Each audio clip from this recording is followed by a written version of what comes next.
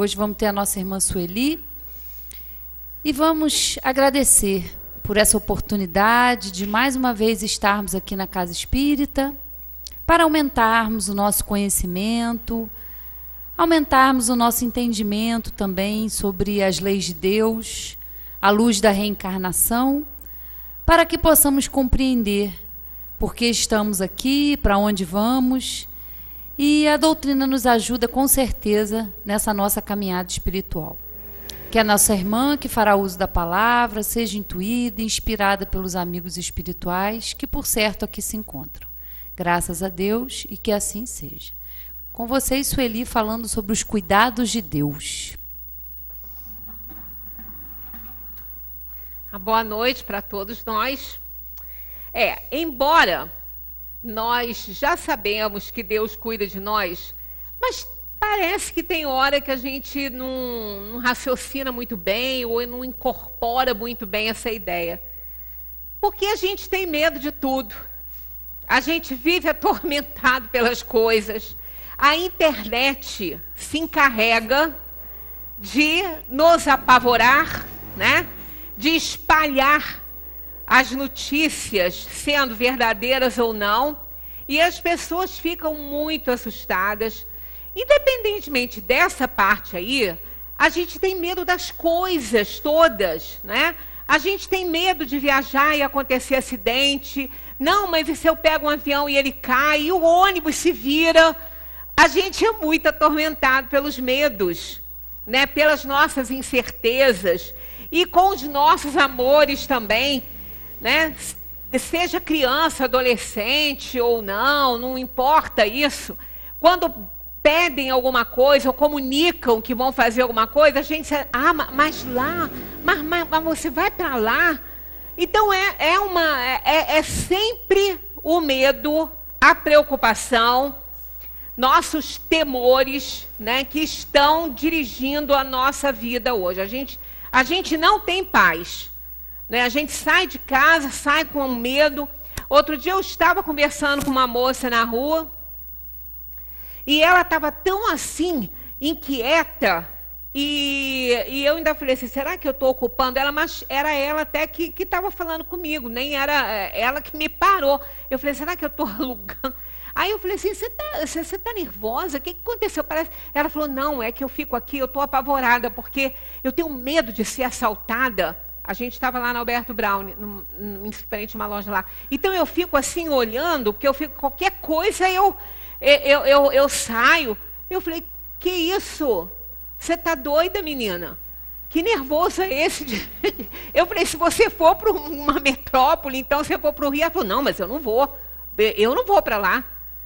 Inclusive, eu tinha médico lá, já cancelei. Não posso, não ando, não vou lá. Eu falei, gente, tem que se tratar, não pode ser assim. Eu falei, minha filha, mas que desespero é esse? Aí eu ainda falei, é por isso que você está desse jeito, que você está aí sentindo essas coisas todas, né? Então, a gente vê que as pessoas estão com muito medo, né? Aí falaram aí que a água do rio estava contaminada com vírus, que a Fiocruz não estava falando a verdade e que o vírus poderia matar.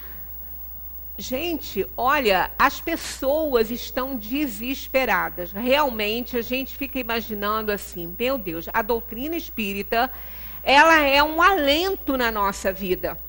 Ela é um conforto, porque ela nos explica, e pela luz da razão. Não é pelo que fala, só porque está escrito, a gente raciocina essas coisas. Então, trouxemos hoje aqui para a gente estudar essa questão dos cuidados de Deus, porque a pessoa, a gente fica imaginando assim, bom, ou a pessoa acredita em Deus, e aí, por conta disso, ela tem que associar a razão e o coração aí, e ver os atributos desse Deus. E quando ela começa a verificar isso, a observar e a analisar, gente, será que Deus ia errar justamente com a gente? Né? Será que Ele ia faltar com os cuidados e nos largar para lá, entregues à própria sorte, se Ele não faz isso com o universo? Ele não faz isso com o universo. Tudo funciona perfeitamente bem. Ele adaptou esse universo ao ser mais importante da criação, que somos nós. Embora, nesse nível de evolução que a gente se encontra, a gente nem faz muito por merecer isso, né?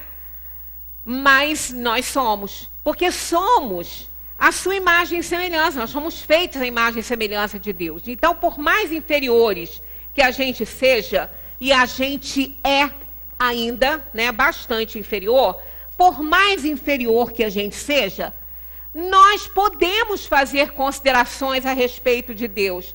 E só nós, né? Porque até o reino animal, quando o princípio espiritual estava ali passando por aquele reino, não conseguia fazer isso, porque só quando recebemos a marca do Criador, a sua imagem e semelhança nesse poder criador, no poder de amar, de considerar, com raciocínio sem limite, é que ali começa para nós, para a alma, né, o período da humanidade, e ela consegue receber de presente o livre-arbítrio, capaz de fazer com que ela determine a sua alegria ou a sua tristeza, a sua graça ou a sua desgraça, dali para frente. Até ali, esse princípio espiritual foi guiado por instintos, pela natureza, mas, a partir dali, foi entregue a cada um de nós essa responsabilidade de operar a nossa evolução.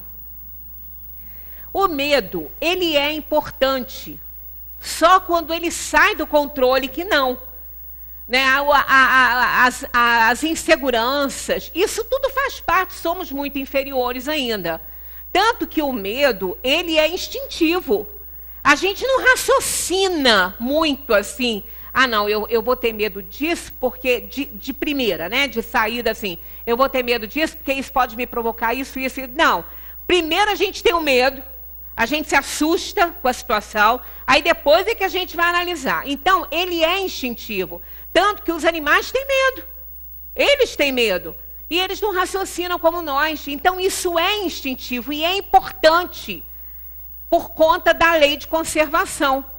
Porque o medo, ele pode ser paralisador para nós, mas também a falta dele pode ser mortal para nós. Porque aquela pessoa totalmente destemida, que não tem medo de nada, ela se expõe a perigos e ela pode partir daqui antes da hora, antes do tempo previsto para ela, pela mão dela, não pela mão alheia, como a gente vai ver.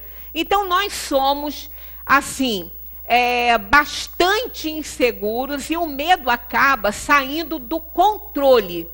Ele acaba saindo do nível de aceitação, do limite em que ele é saudável para nós, em que nos preserva, né, de coisas ruins. Então, nós vamos relembrar aqui os cuidados que Deus tem conosco. Somos seus filhos. Por mais liberais que sejam os pais aqui na terra com os seus filhos, são cuidadosos. É evidente que nós estamos falando de como tem que ser. Porque existem alguns que são até protegidos pelos próprios filhos, que são mais irresponsáveis até do que os filhos. Mas não estamos falando disso. Estamos falando do normal, de como deve ser, e a maioria é assim. Né? Inclusive, no reino animal, as fêmeas protegem seus filhotes, porque sabem que os machos, os leões, os tigres, poderão matá-los se eles quiserem acasalar novamente com ela. Porque isso atrapalha, e eles instintivamente sabem, então ela protege, ela faz o que faz, ela dá proteção aos seus filhotes. Os pais, no reino nominal, dão proteção aos seus filhos. Ora, por que Deus não nos daria proteção? Por que Deus não cuidaria de nós?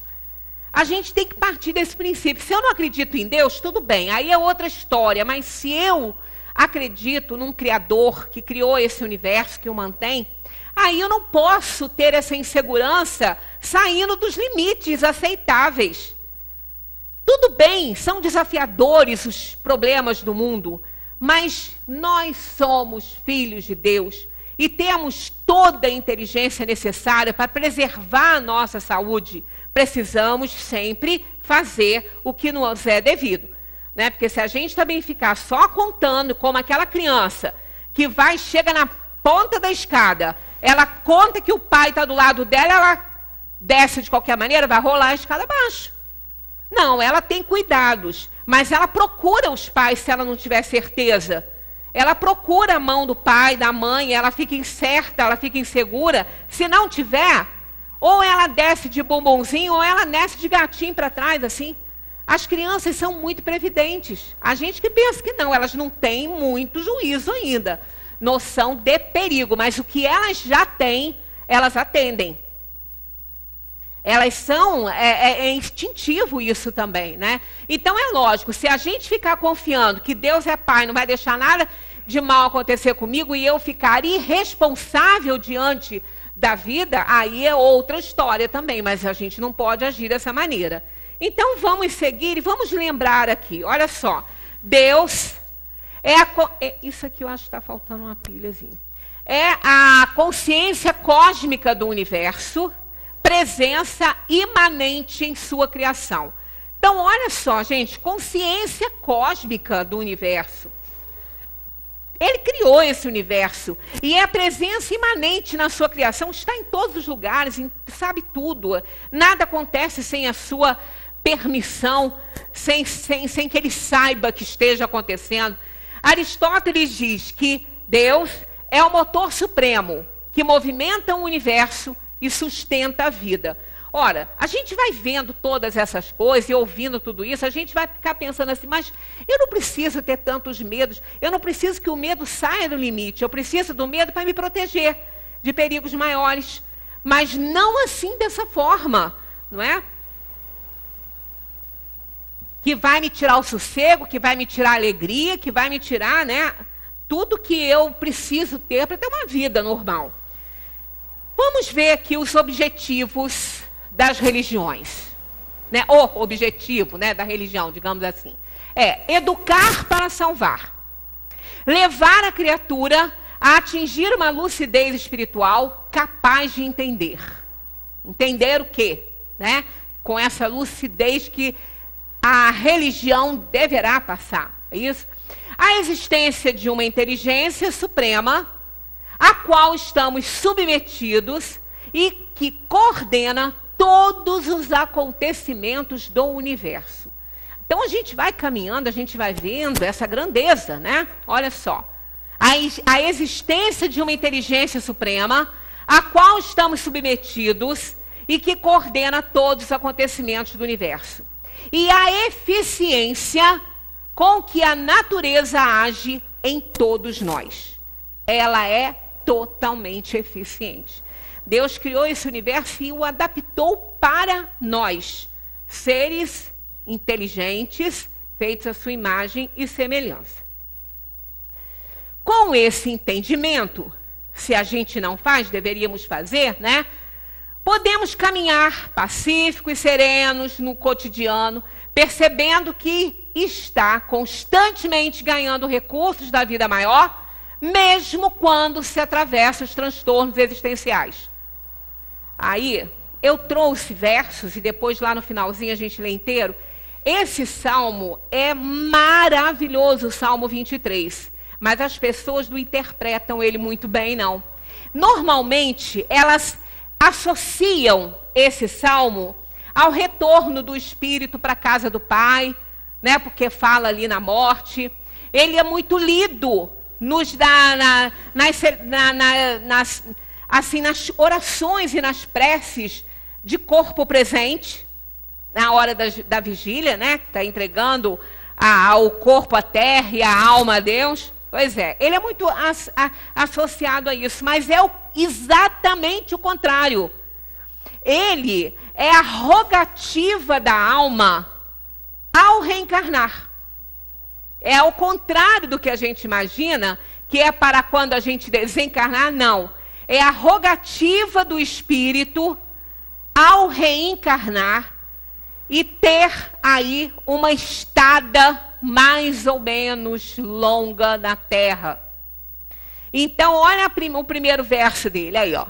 O Senhor é o meu pastor, não me faltará.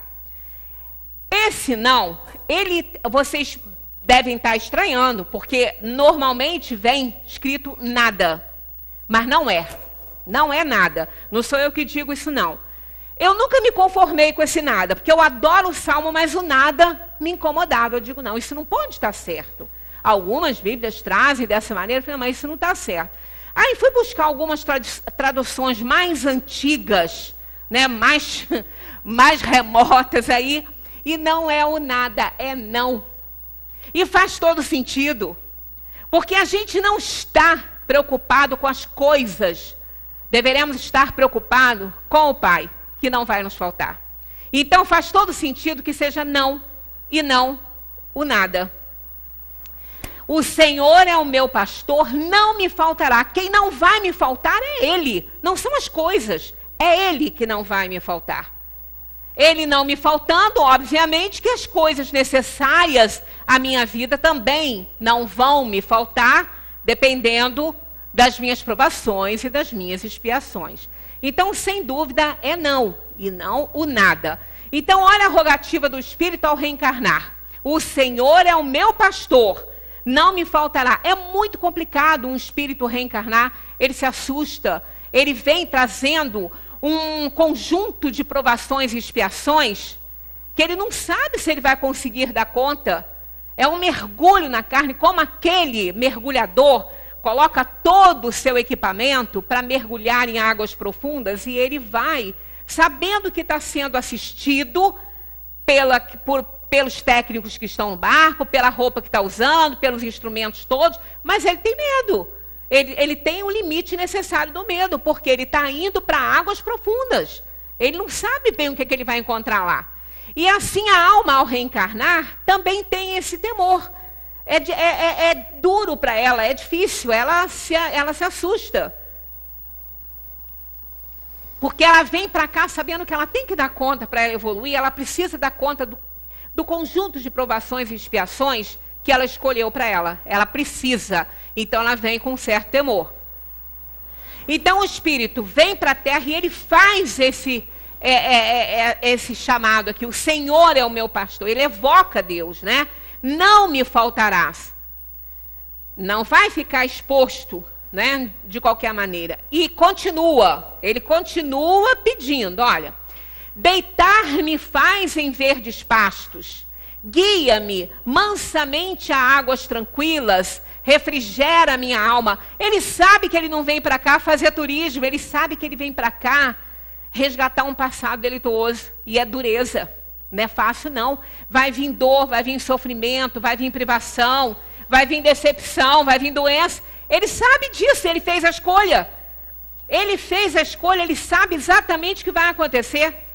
Então ele se assusta. E ele pede a Deus que ele refrigere a alma diante dos problemas que ele vai ter que passar. E olha, se isso não acontece com a gente, vamos analisar, vamos pensar. Todas as vezes que a gente tem um problema muito sério, que a gente tem uma dificuldade muito grande, seja ela qual for, de ordem material, moral, de saúde, seja o que for, a gente sempre encontra uma situação ou alguém que nos dá um alento, que nos dá uma calma, que nos faz ver que a gente não está sozinho nessa. Né? Então, assim, sempre tem, é esse refrigério, é essa água tranquila, que Deus, apesar dos problemas que Ele permite que a gente escolha para poder evoluir, Ele não nos entrega a própria sorte, Ele sempre vai nos fazer um carinho, nos dar um conforto, colocar alguém perto, alguém que possa nos ajudar, e sempre vai nos dar uma almofadinha, a gente pode ter certeza disso. Então é isso que a gente está pedindo aqui, ó. Deitar-me faz em verdes pastos, guia-me mansamente a águas tranquilas e refrigera minha alma. Então a gente precisa, faz essa rogativa. Então mostra o carinho que Deus tem conosco nesta caminhada difícil por esta terra de provas e expiações, sustentando, fortalecendo e acalmando-nos a alma atormentada pelas atribulações do mundo. Porque é natural que a gente tenha, né, esses medos. Não podemos deixar passar do limite, mas é natural. E continuamos pedindo, ó. Guia-me pelas veredas da justiça por amor do seu nome.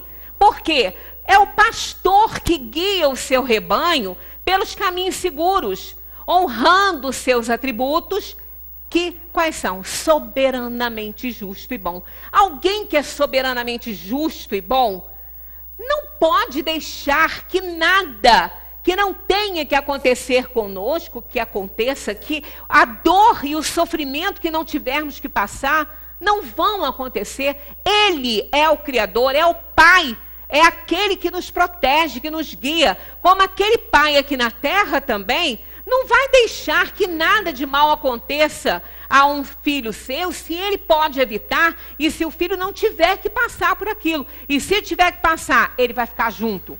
Ele pode não ser conivente, mas ele vai ficar ali apoiando.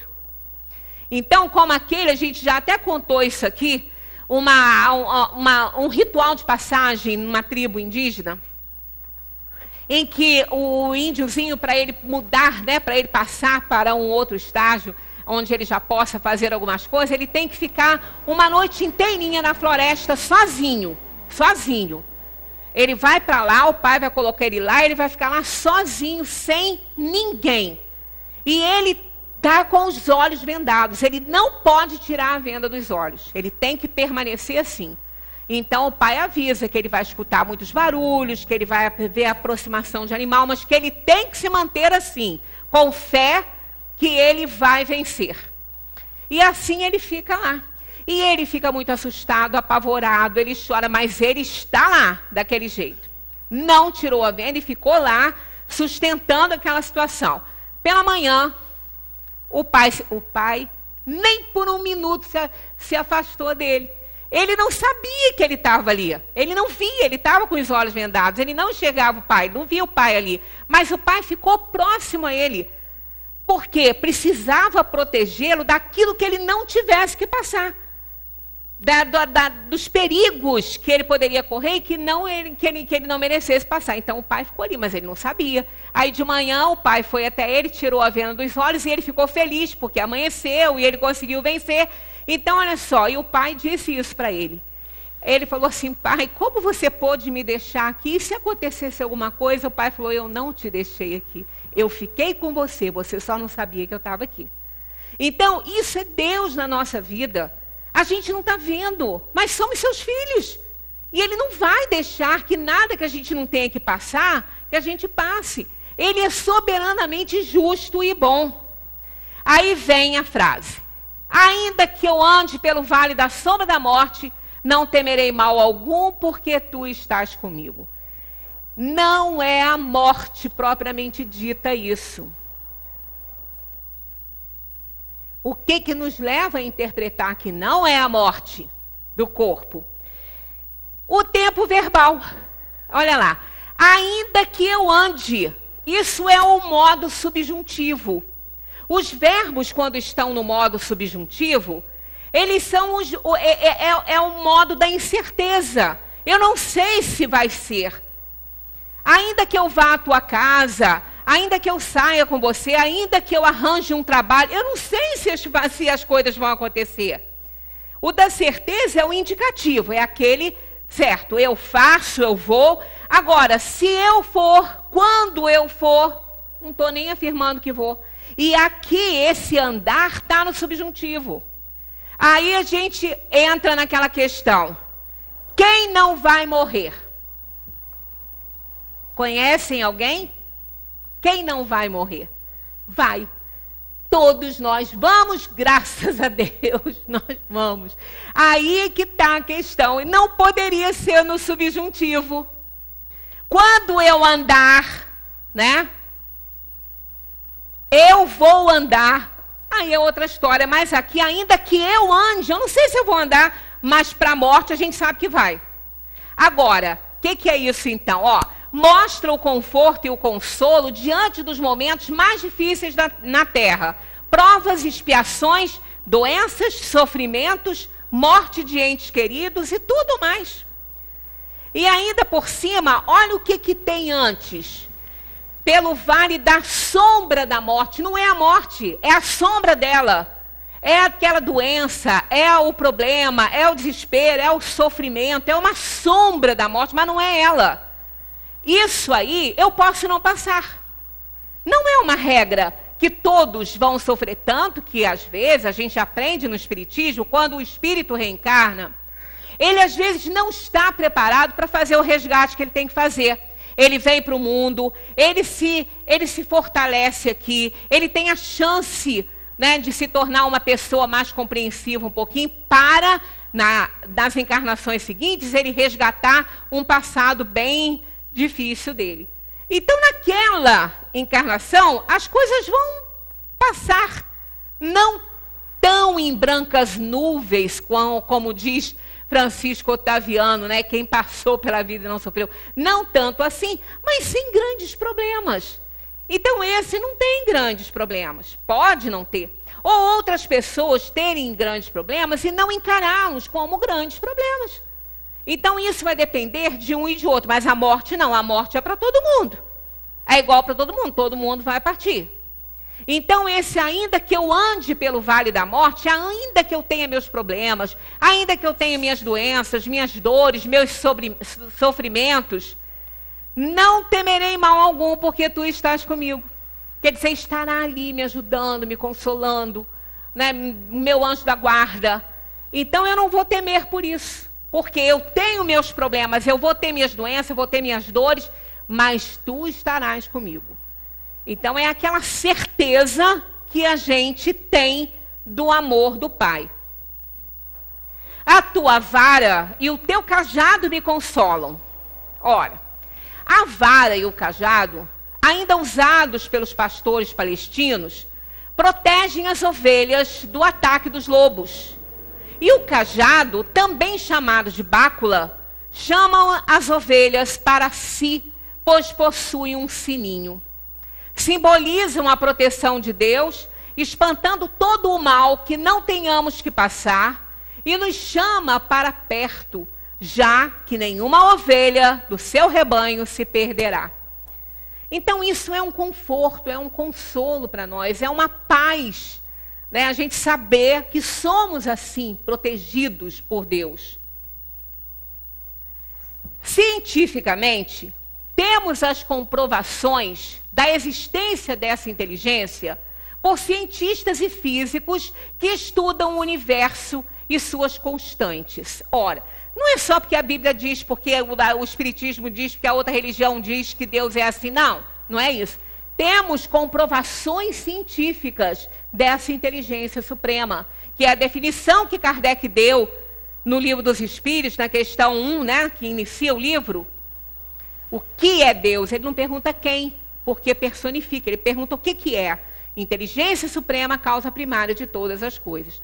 E isso, cientificamente, nós já temos as comprovações da existência dessa inteligência. Esses 3 físicos, eles estudaram, vêm estudando. Aliás, os físicos, quanto mais estudam, mais eles se aproximam da figura do Criador. Não esse Deus das religiões, mas da figura de um Criador, de alguém, né, algo, né, que criou e mantém.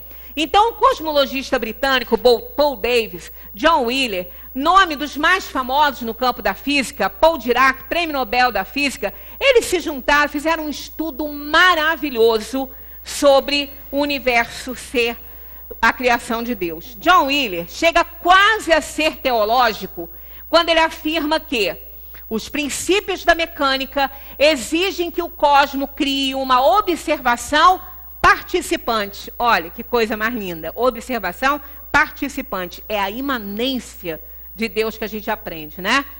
Segundo essa teoria, sem seres conscientes, o universo, tal como é entendido pela física, seria impossível. Uma afirmação dele. Então tem um Criador. Eles estão provando a existência de Deus? Ainda não. Não estão provando a existência de Deus, mas estão provando que do nada esse universo não veio. Que teve um Criador e que mantém esse universo. De acordo com os estudiosos, a vida tal como a conhecemos, ela surgiu na Terra por obra de muitas circunstâncias conjuntas. Entre elas, eu separei essas aqui: calor na medida certa, a presença de determinados elementos, a quantidade certa de energia, grau correto de estabilidade do meio.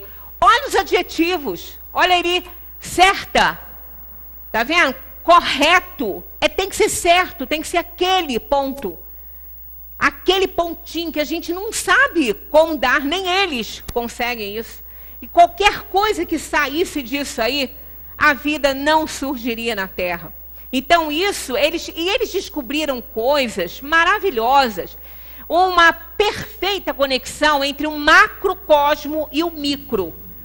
Com números exatos, 10 elevado à 39ª potência, número 1, seguido de 40 zeros.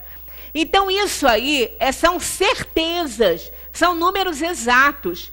E esse número, ele está presente em várias medidas do universo. Então, isso não é um acaso, é a presença de uma inteligência suprema. E eles chegaram a essa conclusão.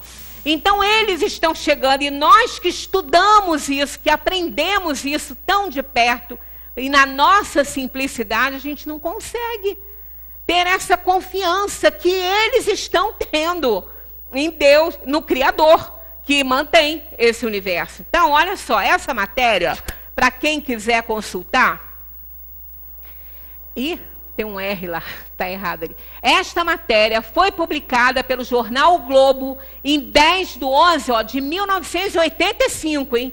Olha o tempo que tem isso. Cientistas sugerem que o universo foi planejado, é o nome da matéria. É de Eugene Manlove, que fez uma postagem, né, no Washington Post. Então, na internet a gente consegue isso. Né? Eu posso até fazer uma cópia das 2 folhinhas que eu tenho, que são poucas, mas está resumido, mas posso deixar ali na biblioteca, depois quem quiser manda imprimir para olhar e para ler, porque são coincidências que não são coincidências, mas que a gente fica assim, de queixo caído realmente com esse Criador. Então a gente fica imaginando, erraria conosco?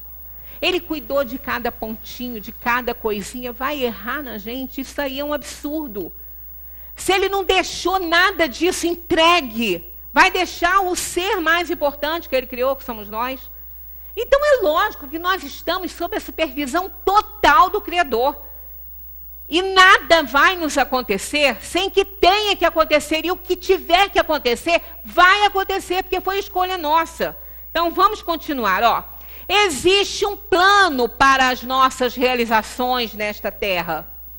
Na 258 de O Livro dos Espíritos, Kardec pergunta: no estado errante, antes de nova existência corpórea, o espírito tem consciência e previsão do que lhe vai acontecer durante a vida?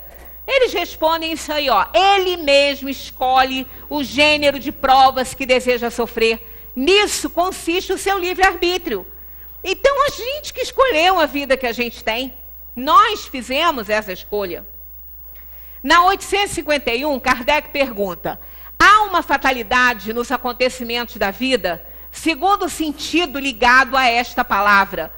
Quer dizer, todos os acontecimentos são pré-determinados, e nesse caso, em que se torna, então, o livre-arbítrio? Porque tem coisas aqui que a gente não tem como escolher, acontece mesmo, né? Eles respondem: a fatalidade não existe senão para a escolha feita pelo espírito ao encarnar-se, de sofrer esta ou aquela prova.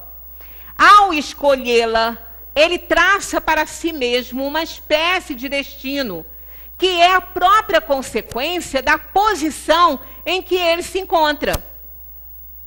Então a gente fala assim: ah, mas olha, eu tive essa doença aqui. Eu não fiz nada para isso acontecer, sempre fui disciplinado, sempre obedeci, e no entanto, ó, desenvolvi essa doença. Eu não tive um poder de escolha aqui. Cadê meu livre-arbítrio? Ali não.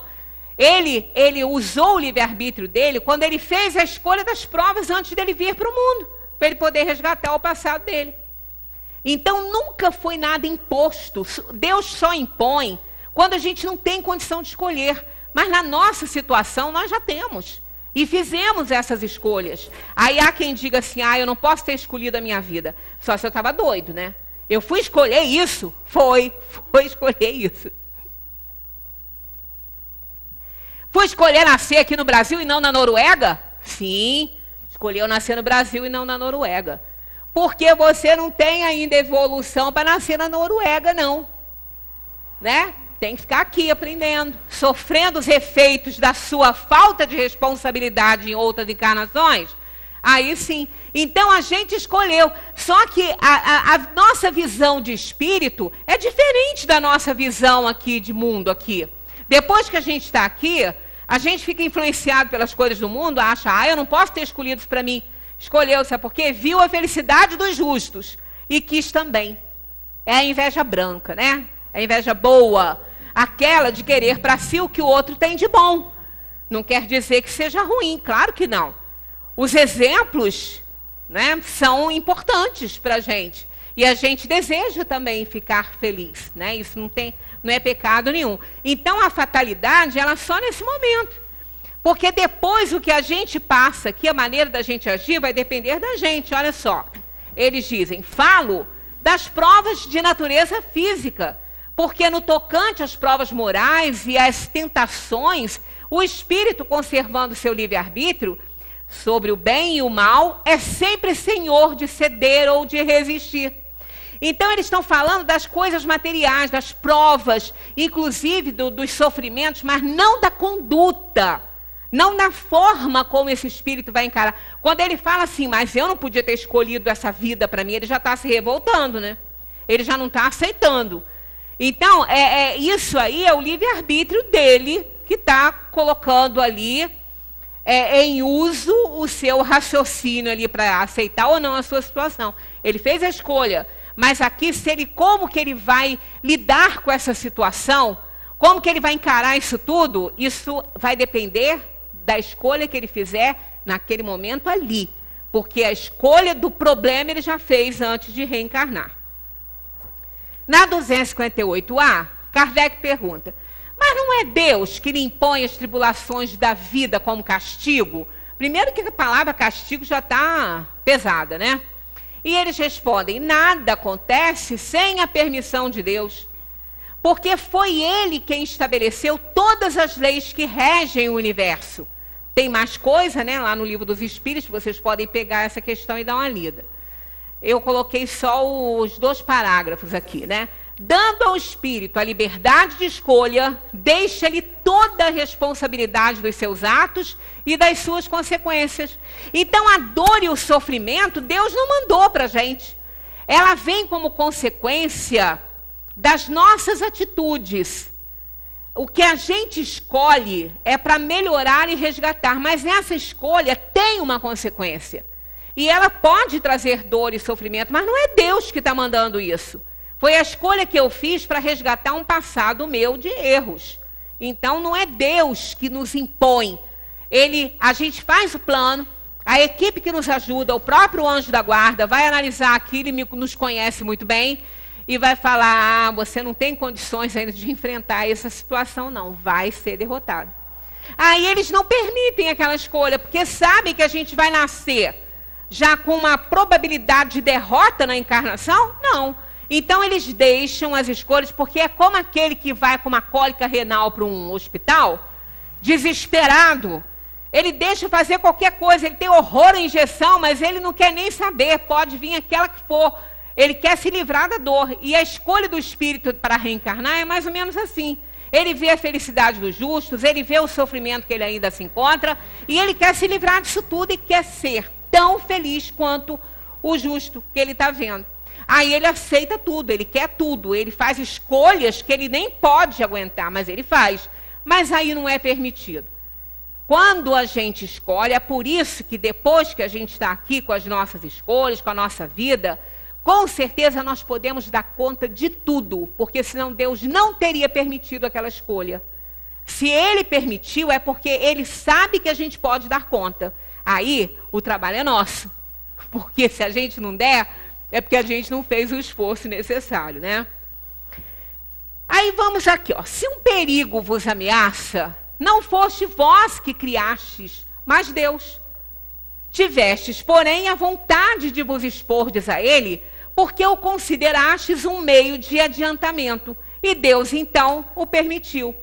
Quer dizer, todas essas coisas que acontecem no mundo, os perigos aos quais nós estamos expostos, agora tem um aí, né? Do coronavírus. Era dengue, era chikungunya, é zika, é o ebola, é tudo. Está aí, isso faz parte desse mundo. Porque isso nasce da inferioridade humana, dos maus hábitos, né, da desobediência a tudo. E esses vírus são criados por nós, não é criado em laboratório, não. Isso nasce da nossa imprevidência, da nossa má conduta aqui na Terra.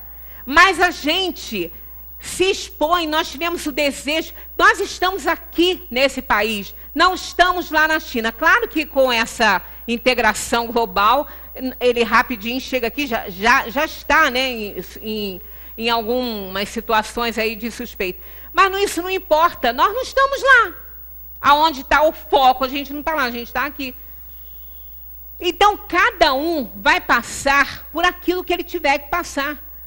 Tem uma história interessante que o Roberto Chiniachica conta num dos livros dele, se eu não me engano, é O Sucesso é Ser Feliz, eu acho que é ali que está essa história. Houve uma peste muito grande, se espalhando pelo mundo, e estava levando cerca de 5.000 pessoas de cada local. E aí havia um reino, de um rei muito bom, era um reino pequeno, e ele ficou muito preocupado, porque ele já era um reino pequeno, e os seus súditos não mereciam aquilo.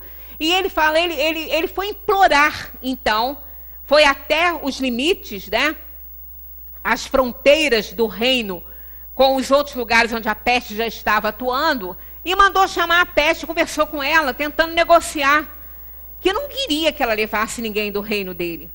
Porque eles eram bons, eles não mereciam isso, e tá, negócio vai, negócio vem. Tá, a peste então aceitou levar só 100 pessoas. Ela teria que levar 5.000. Pô, era um negócio bom, né? Para não falar negócio da China. Era bom. Né? Só 100 pessoas. Lá, o rei ficou feliz, tá? Aí, a peste entrou e vai 10, 20, 30, 100, 200, 1.000, 2.000, 3.000, 4.000. O rei ficou desesperado, porque a peste levou as 5.000 pessoas. E aí o rei ficou desesperado. E depois a peste mandou chamar o rei para se despedir dele. O rei estava injuriado, queria matar a peste com as próprias mãos. Chegou lá, mas isso não estava no nosso trato. Você prometeu que você não ia levar 5.000 dos meus súditos, você prometeu isso. Ele falou, e eu cumpri. Eu só levei 100. Ele falou, não, 5.000 pessoas. Ele falou assim, olha, as outras 4.900 pessoas morreram de medo, porque eu só levei 100. Então, olha aí. Olha a situação que a gente fica quando o medo chega para a gente, tira a nossa força, baixa a nossa imunidade. Então, se a gente ficar em pânico, em desespero aqui com o coronavírus, vai pegar o que não tem que pegar. Porque isso diminui a nossa resistência. O medo nos fragiliza. E nós não vamos passar pelo que a gente não tiver que passar. E é assim em todos os momentos. Esse está vindo agora, esse vai passar e outros virão. As doenças passam e outras vêm. Porque é um planeta de provação e expiação, faz parte disso aí. O medo nos causa terror. Kardec, na Revista Espírita, conta também uma outra história de um médico que atendeu seus pacientes, depois pegou a viaturazinha, a charrete lá para ir embora para casa, e deixou lá na viatura uma garrafa de um rum muito puro, muito raro, vindo da Jamaica, que um paciente havia lhe dado. Quando ele chegou em casa, ele deu falta disso, ele telefonou para a estação e pediu que eles espalhassem que ninguém deveria consumir o conteúdo daquela garrafa, porque era um veneno forte.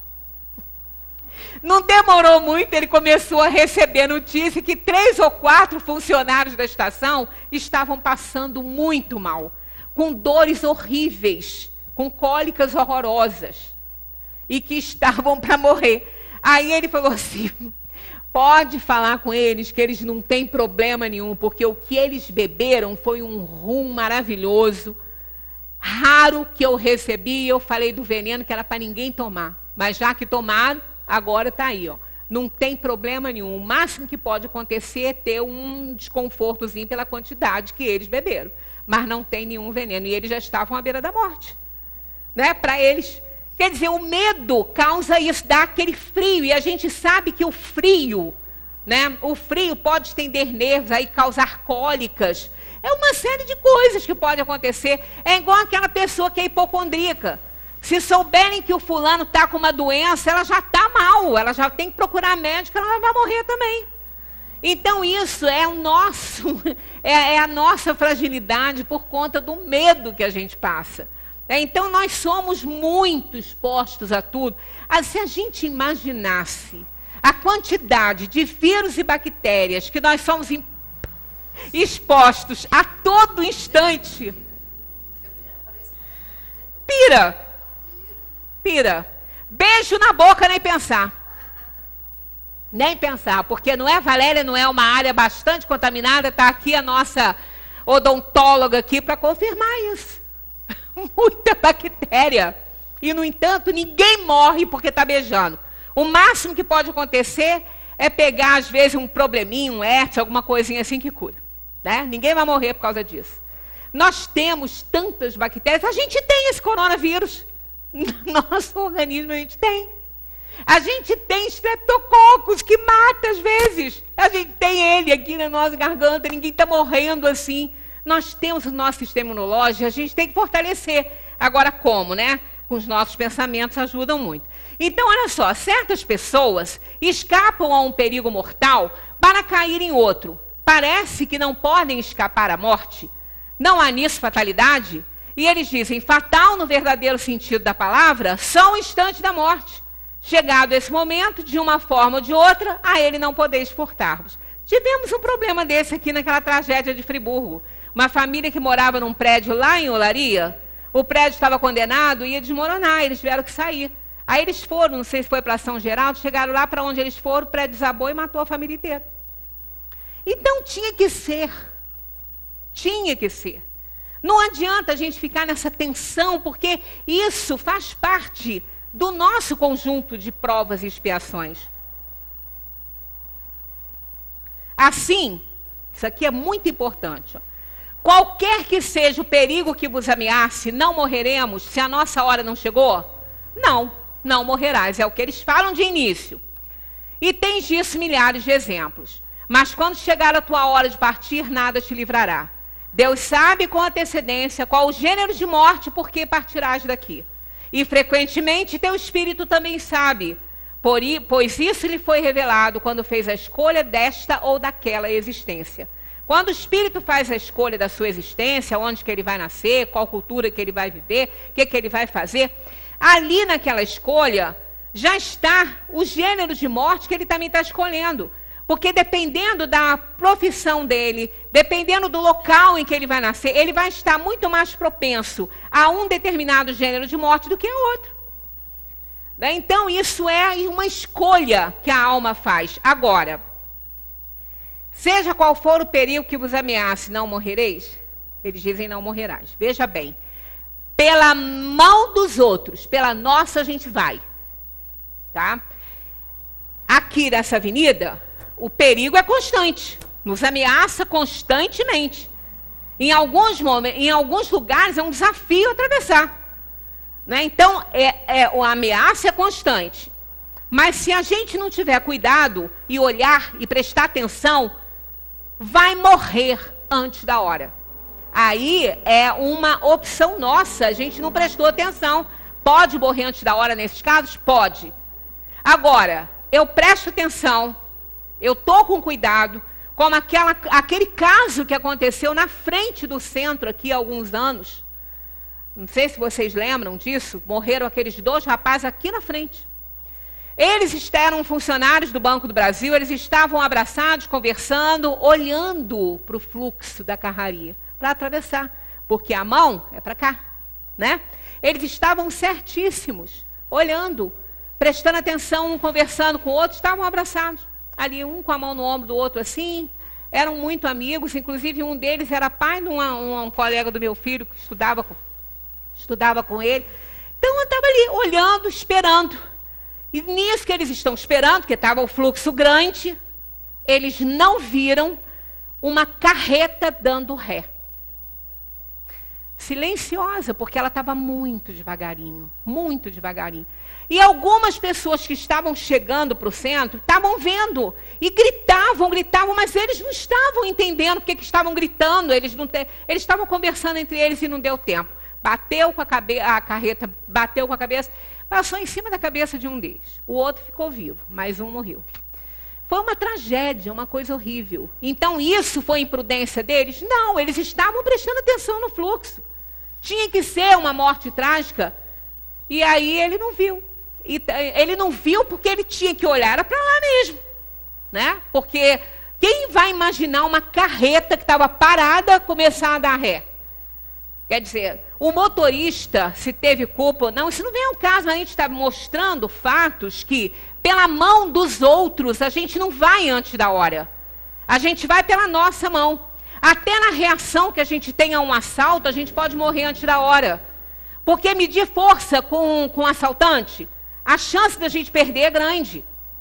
Então a gente não pode fazer nada. Se ainda assim a gente não fizer nada, a gente entregar tudo e ainda morrer ali, é porque estava na nossa hora. É igual erro médico. O médico é um instrumento para, às vezes, fazer com que aquela alma desencarne.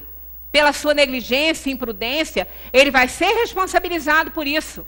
Mas se ele foi, é porque ele tinha que ir, porque Deus não ia permitir que alguém parta, tenha sua vida interrompida, se não está na hora, pela maldade, negligência e imprudência alheia. Então é nesse sentido que a gente não vai morrer.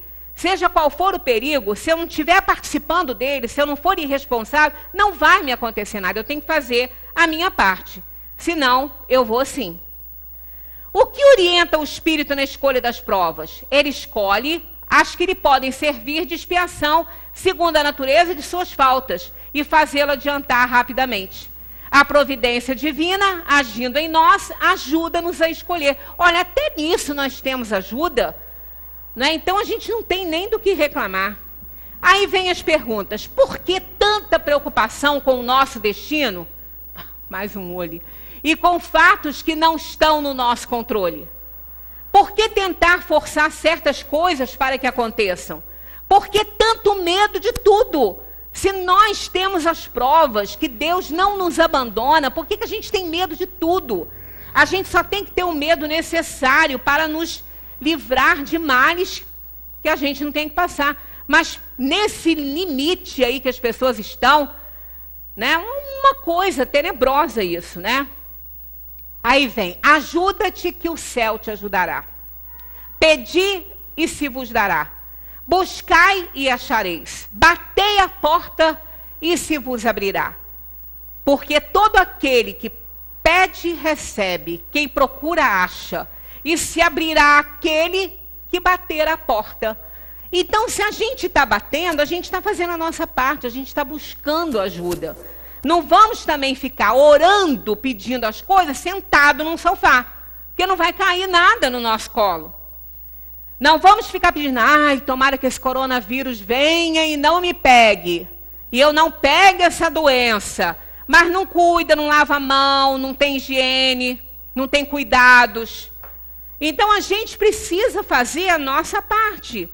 Se a gente fizer, e só pensando em desgraça, que é muito pior, que é pior ainda do que a sujeira da mão.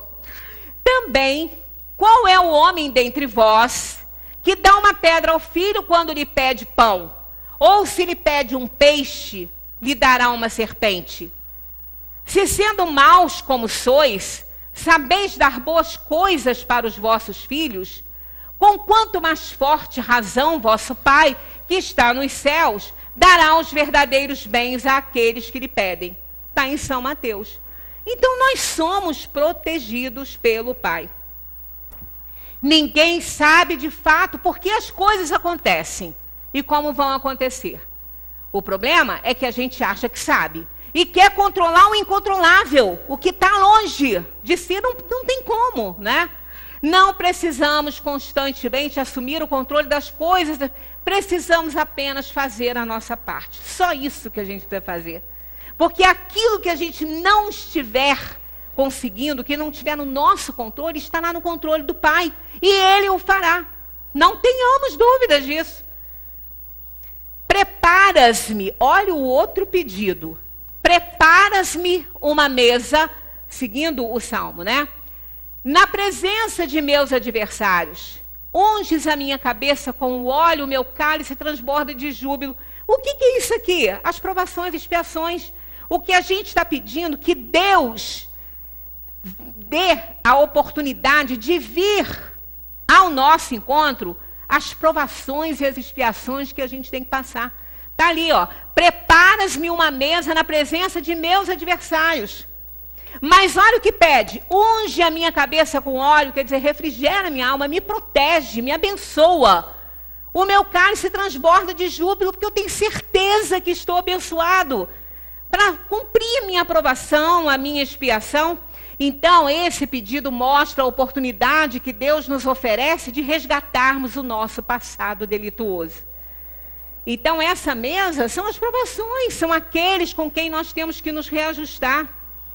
Certamente que a bondade e a misericórdia me seguirão todos os dias da minha vida. Olha aí, todos os dias da minha encarnação, a bondade de Deus, a misericórdia de Deus me seguirão na vida.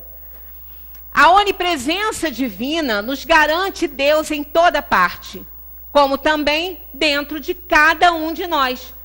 Aí a última frase, e habitarei na casa do Senhor por longos dias. Qual é a casa do Senhor? Aonde a gente estamos agora, a terra.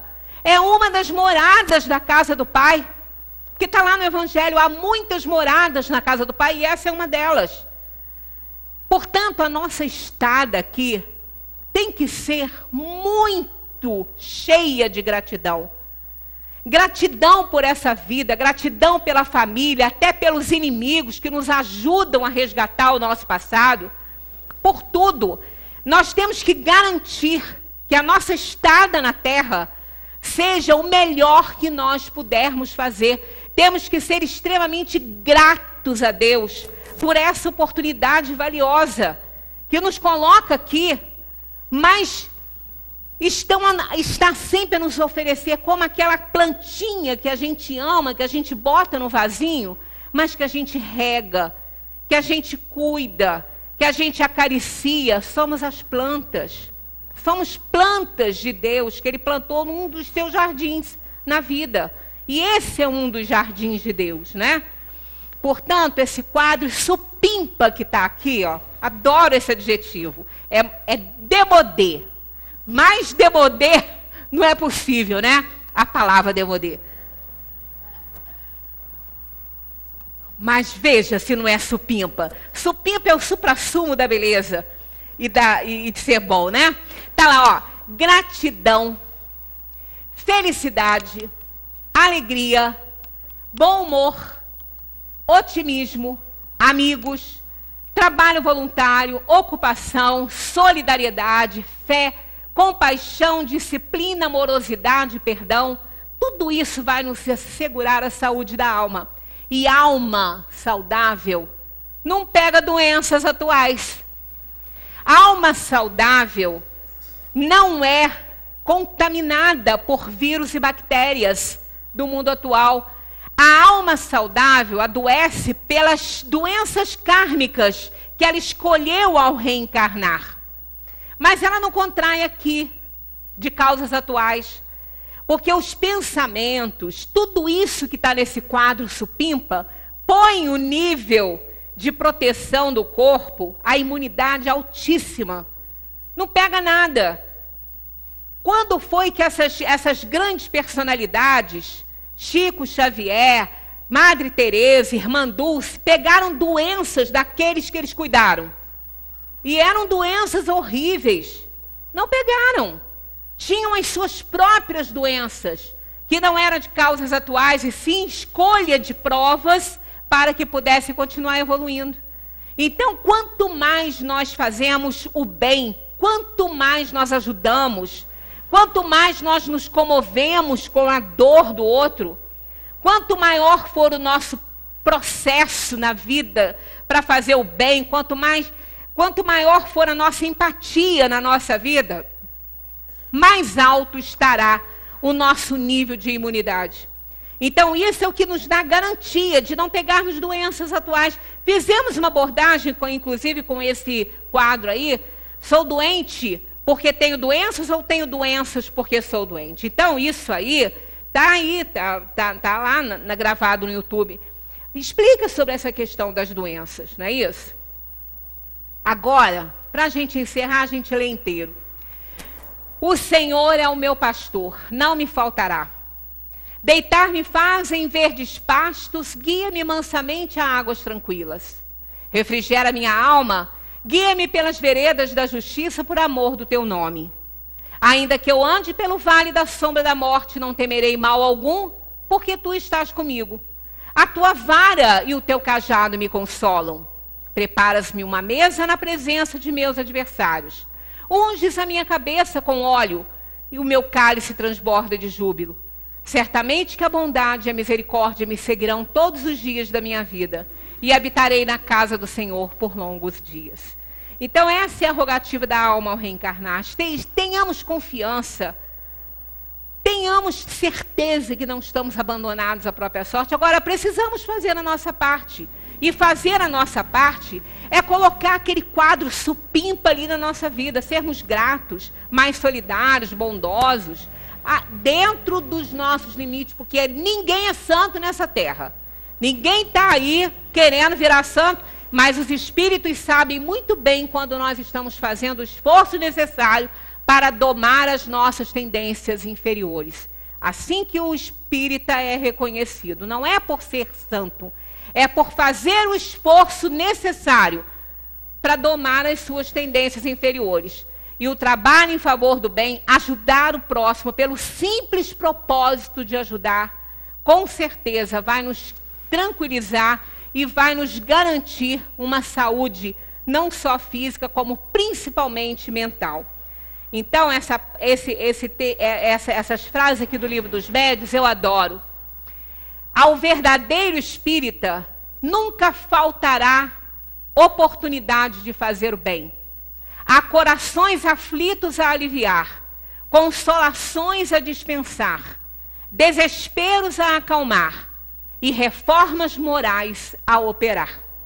Que a gente obedeça, seja obediente à lei de Deus, e estaremos aí caminhando com o medo necessário para nos preservar, mas, acima de tudo, com a confiança nesse Pai, que nos garante que nenhuma ovelhinha do seu rebanho se perderá, e nós somos esse rebanho do Pai. Muita paz para todos.